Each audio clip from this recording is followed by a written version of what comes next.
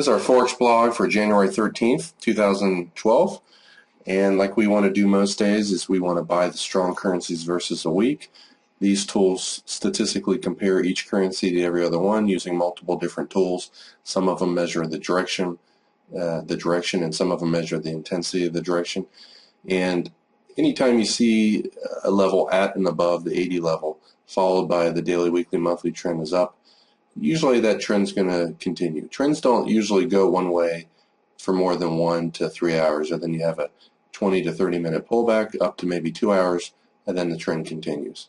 And basically the patterns you want to look for are extreme 80 to 100 levels followed by the pullback phase having, I prefer half. In other words, extreme strength right here, extreme weakness right here followed by half strength, extreme weakness, 2/3 less strength. These kind of patterns tend to continue more often than they don't. And the key to trading is small losses, big wins. You're never going to have any system, tool, or method give you 100% wins. Some days you might have that. If you take 2 or 3 trades or 5 trades, you might have 100% or even 80%. But even if you are half right, half wrong, if you lose 6 to 10 pips when you're wrong and make 20 to 30 or sometimes 50 or 80 pips when you're right, you're going to have more pips at the end of the day, and that's the key to trading. So when you see a pattern like this, extreme weakness followed by less strength, typically the counter trend moves, again, last from 20 minutes to 30 minutes and sometimes up to an hour. But when you see a drop off, if you see a little bit of strength and then it drops off, it's pretty safe to assume that the weakness will continue. So let's say on this strength bar right here at 515, you're looking for the weakness in the euro to continue. So what currency do you want to trade it against? Well, the Australian is strong on all time frames, as is this. This is a much better pattern. Look at the extreme strength. It's more consistently strong than the Australian, and it has very little amounts of weakness right here. The Euro New Zealand coming up to 515 would make an excellent one to be selling. Here's 515. Notice you also have a nice little pullback trade. I like to draw trend lines underneath the bar's lows, and as soon as it breaks that trend line by a pip, you go short somewhere around 61.43 with your stop just 1 or 2 pips above the high. You always want to draw, especially if it's a nice size move like this, you want to draw your Fibonacci profit target levels on here, and this is your profit.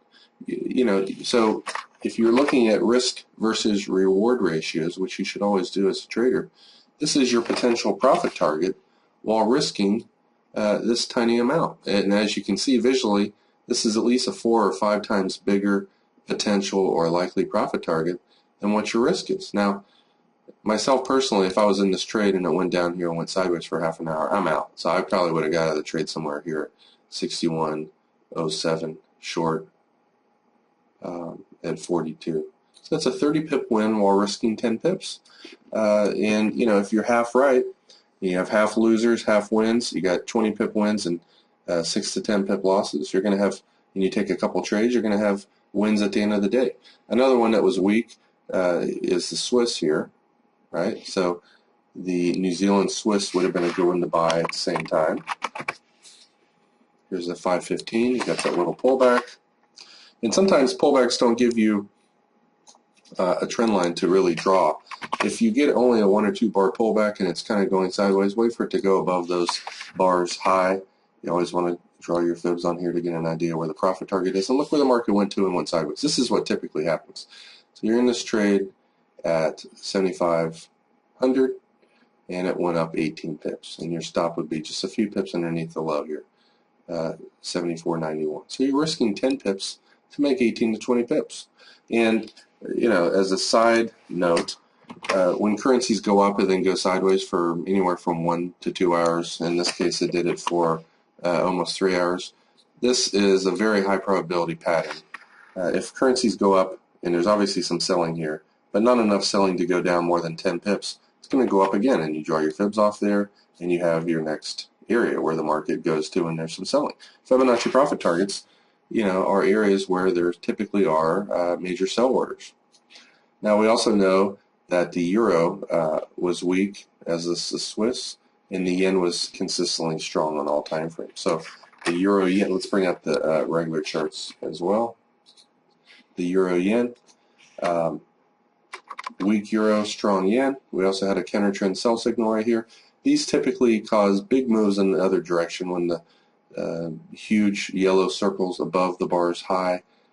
Typically that means the market's been going up for 1 to 3 days very strongly. It's likely to reverse. Here's my Fibonacci profit target levels that I spend about 30 to 40 minutes each night drawing. And when they're at and above the upper white containment bands, usually price is contained in these bands. As you can see, for 3 or 4 hours at the low today, there was some major buying here because these are statistically based on each currency's past maximum volatility, and typically traders don't want to buy the highs or sell the lows. It's a risky thing to do, and most of the time it loses money. Occasionally markets go through these levels and can fall sometimes 30 to 150 pips, but typically, once they fall, there's a nice little big bounce back. But this is a great place to sell, and especially once the currency breaks underneath the hourly, does a retest there, you have an excellent trade right here. And you always want to draw your fibs on the previous swing, and look where the market went, right to that fib target. And sometimes it goes a few pips below it, but if these fib targets are near any other types of support, whether it's previous days high or low, previous weeks high or low, previous months high or low, daily, weekly, or monthly pivots, 10, 20, 50, or 200-day moving averages, or any other area, or containment bands in this case, it's called a support cluster, and it's more likely to find some buying. And this is exactly what you can see happen here. But if you shorted this right here at 36, your profit target's at 08. You have about 25, 30 pips potential profit while risking 6 to 10 pips. So one of the keys to trading, again, is small losses, big wins. That's the number one key. And if you can take a trade that's likely to give you 1.5 times bigger profit than what you're risking, you should do it. And keep in mind also that when you set a stop, once the market starts going your way, you want to move the stop in half. Usually once it goes 5 to 10 pips, I move my stop in half. So if my initial stop's 10 pips, we're waiting for price to go down before we get in. Usually the momentum of that causes it to go down, 6 to 10 pips, which allows you to move your stop in half. And if it were to shoot back up here, I'm going to lose 5 or 6 pips. That's the main reason why I frequently say a lot of the losses are only 5 to 6 pips, even though the initial stop is 10 or 12 pips. Because most of the time price goes your way a little bit, and when trades don't work, they come back out and they stop you out. And there's some instances where you would get back in and some instances where you're not.